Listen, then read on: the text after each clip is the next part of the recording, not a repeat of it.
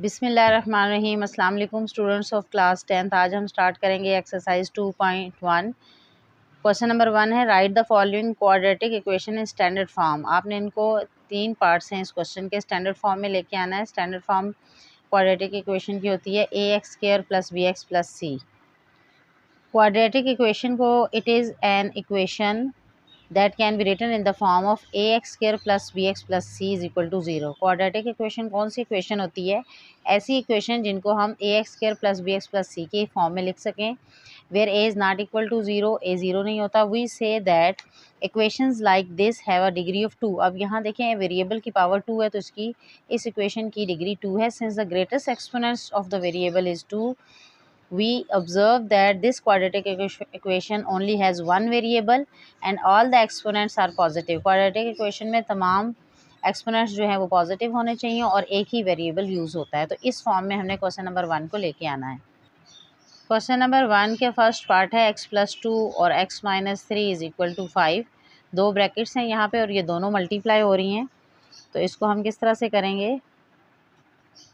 x जो है वो x - 3 से मल्टीप्लाई हो रहा है, इसी तरह से 2x - 3 के साथ मल्टीप्लाई हो रहा है और = 5। x को x से मल्टीप्लाई करें x², x जब 3 से मल्टीप्लाई होगा तो -3x + 2x एंड -6 = 5। अब इन्हें लाइक टर्म्स को हम सॉल्व कर लेते हैं। -3x एंड +2x -x -6 और ये जब +5 इधर आएगा तो ये हो जाएगा -5 = 0। तो x² - x - 11 = 0। तो ये देखें अब ये आपके पास एक क्वाड्रेटिक इक्वेशन बन गई है। एक ही वेरिएबल है और वेरिएबल की जो डिग्री है वो 2 है, हाईएस्ट डिग्री 2 है और एक्सपोनेंट इसके पॉजिटिव हैं।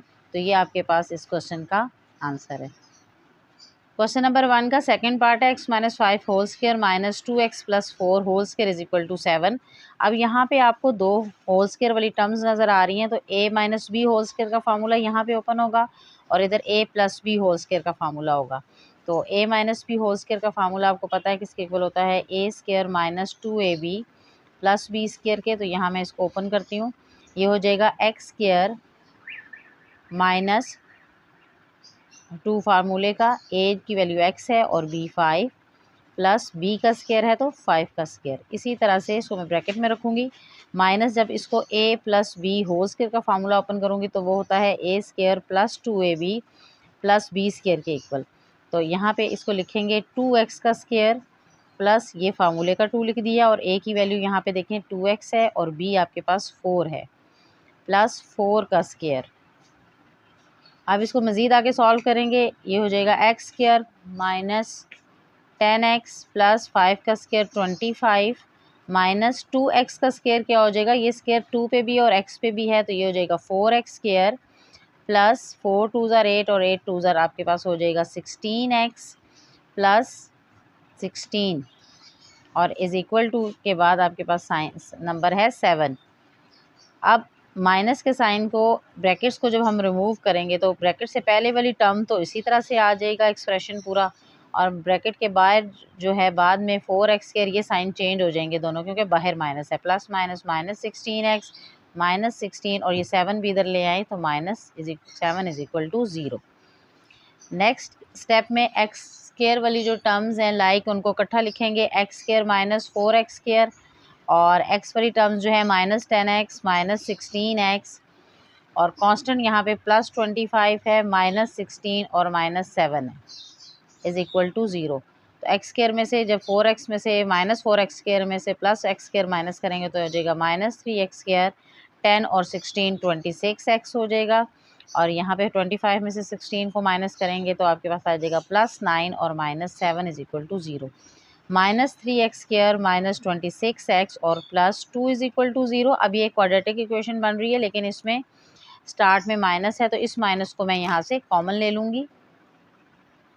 ये आपके पास बन जाएगा 3x² + 26x और -2 = 0। माइनस को इग्नोर कर दें या उस साइड पे जाके ये 0 हो जाएगा तो आपके पास बन जाएगा आंसर 3x² + 26x -2 = 0 और ये इस क्वेश्चन की क्वाड्रेटिक फॉर्म है।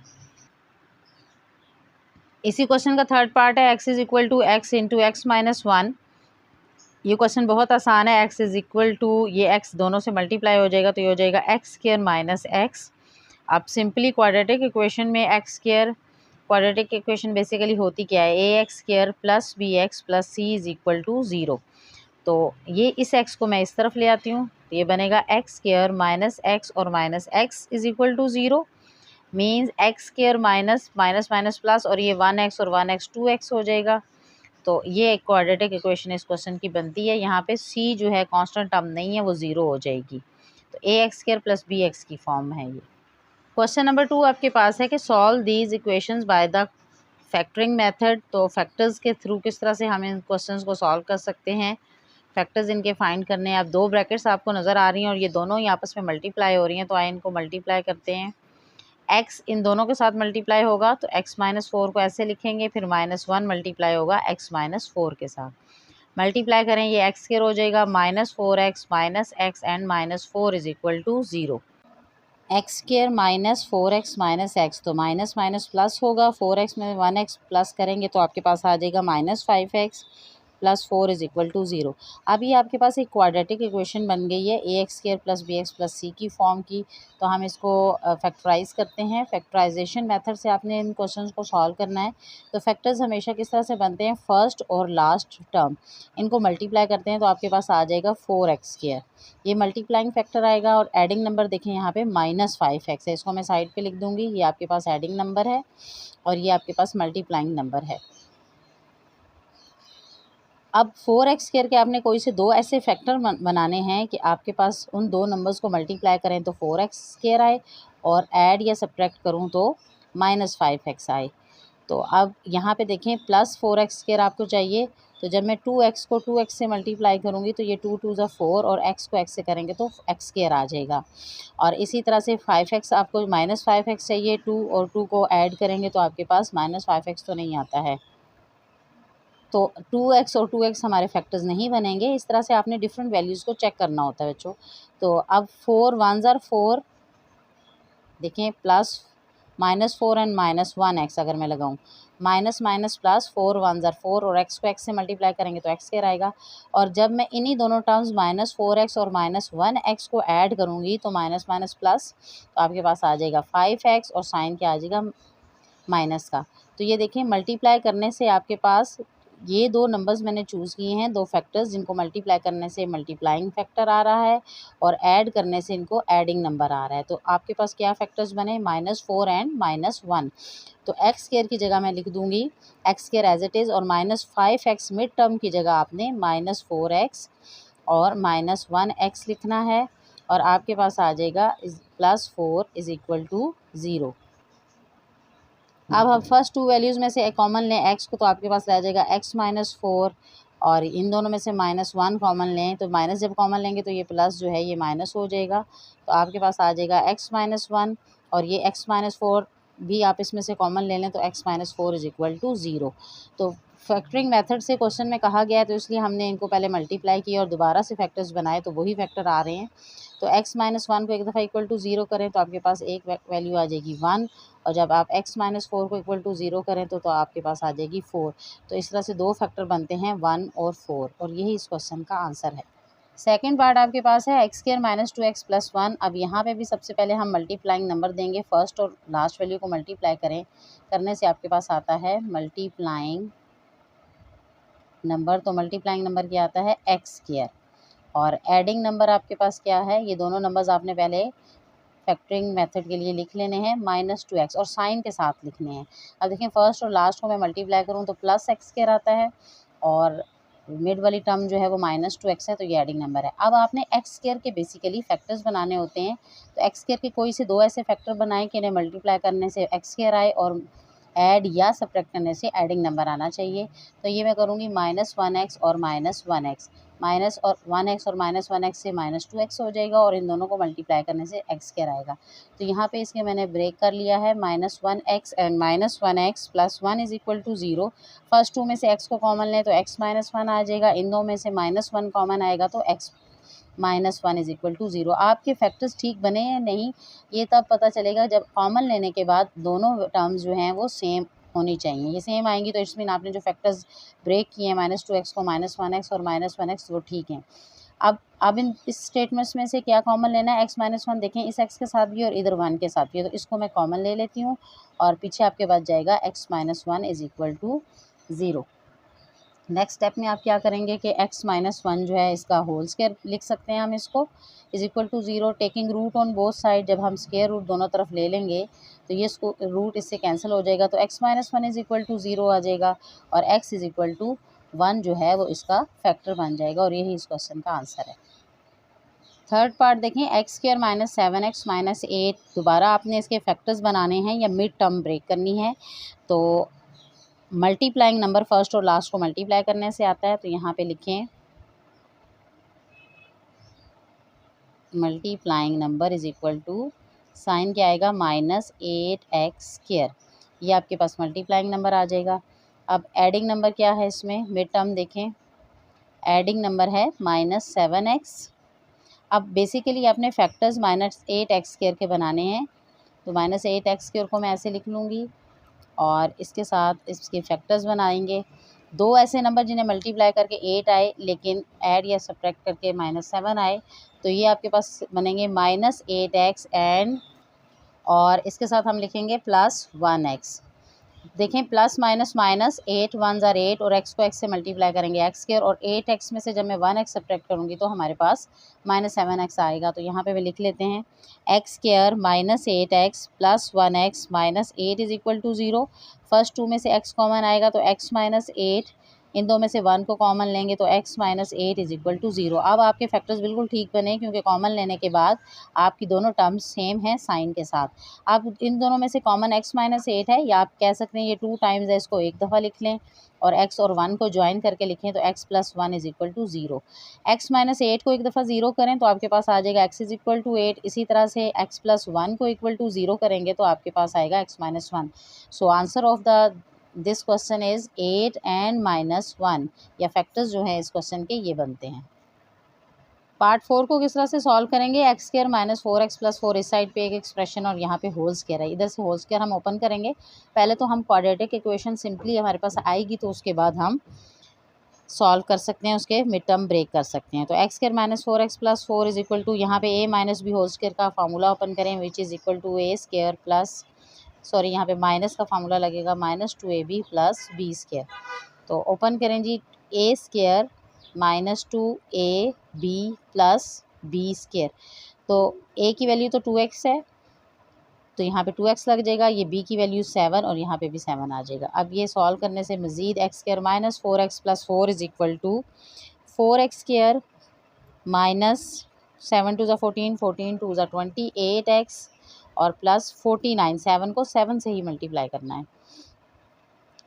अब ये सारी टर्म्स हम इक्वल के एक साइड पे रख लेते हैं। x² - 4x + 4 - 4x² + 28x and यहाँ +49 है, इक्वल के इधर आके -49 = 0 हो जाएगा। अब लाइक टर्म्स को हम ऐड और सब्ट्रैक्ट करते हैं। x² - 4x को इकट्ठा लिख लिया, -4x और +28x को इकट्ठा लिखेंगे, +4 एंड -49 = 0। 1x² और -4x² इन दोनों को इकट्ठा सॉल्व कर सकते हैं हम। x² की टर्म x² के साथ सॉल्व होगी तो -3x² आएगा। 28x में से 4x को माइनस करें तो +24x, ग्रेटर वैल्यू के साथ प्लस का साइन है तो यहाँ प्लस में लगाऊंगी।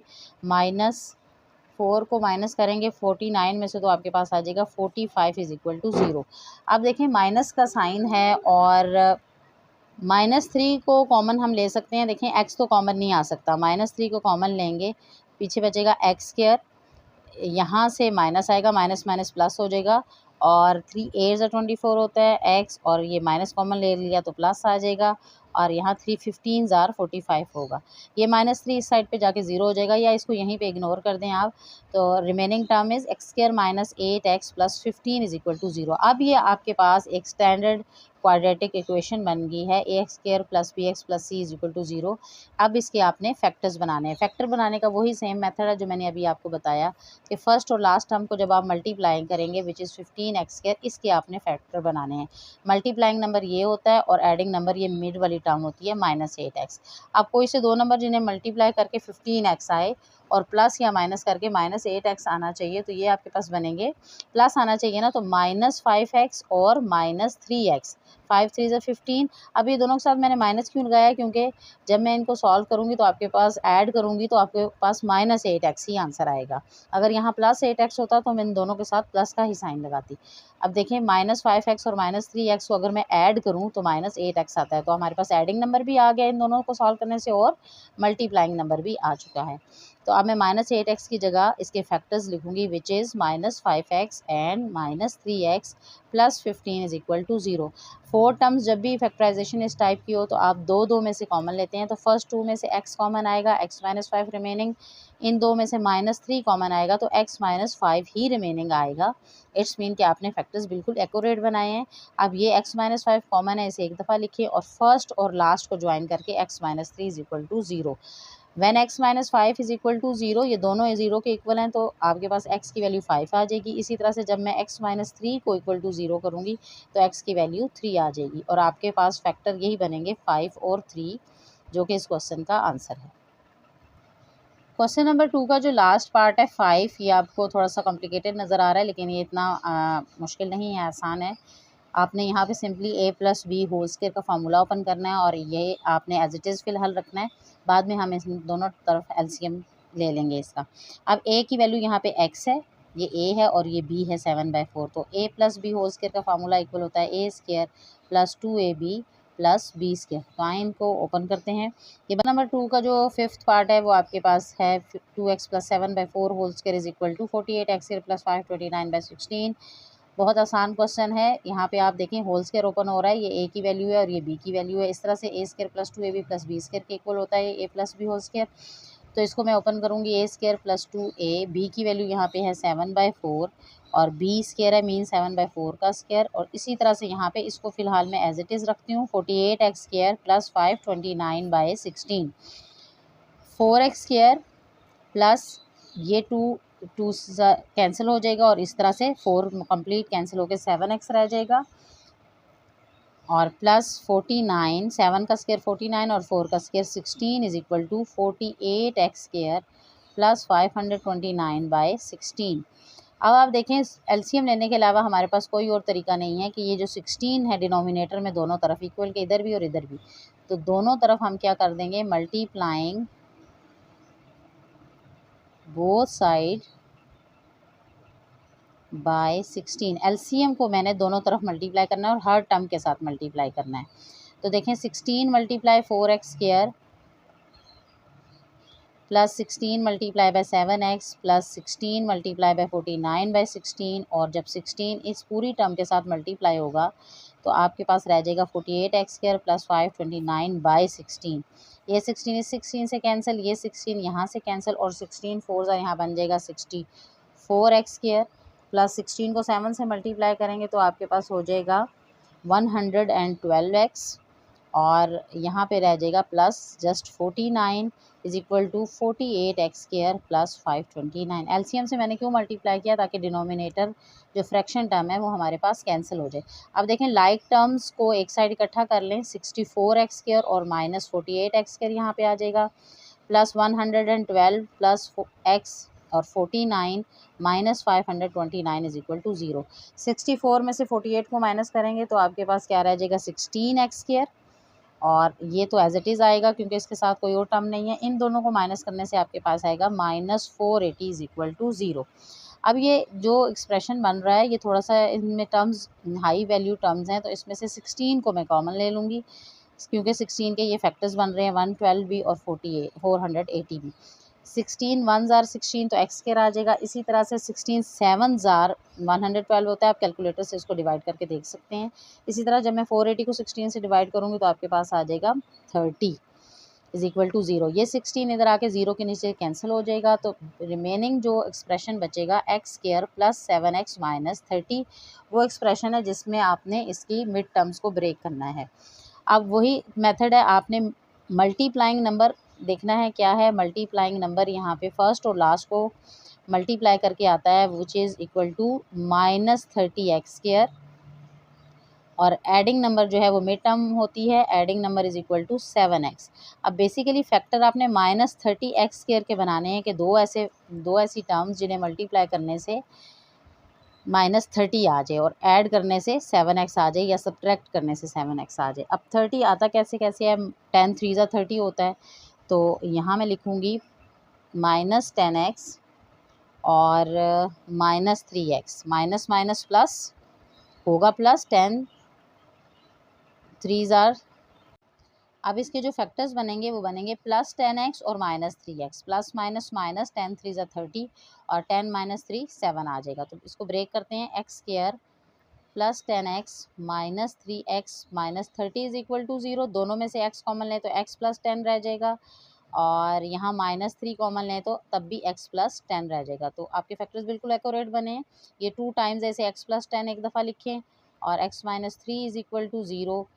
When x plus 10 is equal to 0, you have x is equal to -10 और जब x - 3 is equal to 0 होगा तो x की वैल्यू 3 आ जाएगी। तो आपके पास जो इस क्वेश्चन का आंसर है, ये जो दो फैक्टर्स बने हैं वो -10 और 3 है। इस तरह से इस एक्सरसाइज के दो क्वेश्चन जो हैं, क्वेश्चन नंबर 1 और क्वेश्चन नंबर 2 के सारे पार्ट्स इस वीडियो में सॉल्व हो चुके हैं।